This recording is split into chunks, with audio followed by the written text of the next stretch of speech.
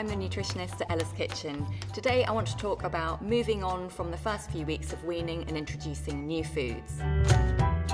So once your little one's got to grips with eating a range of various vegetables, you can start to introduce new foods. You'll do this when they're around 6 months of age or slightly older, depending upon when you've started weaning. It's important to introduce the source of iron at around the age of 6 months. Iron is really helpful for developing babies' brains and immune systems.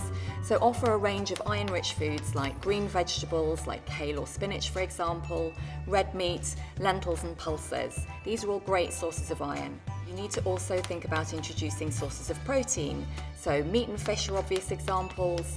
Egg is another good example of a source of protein, but plant-based sources are great too. So look at things like pulses, lentils or soy products. You can also introduce nut butters or ground nuts at this stage. These are a great source of essential fats and also protein.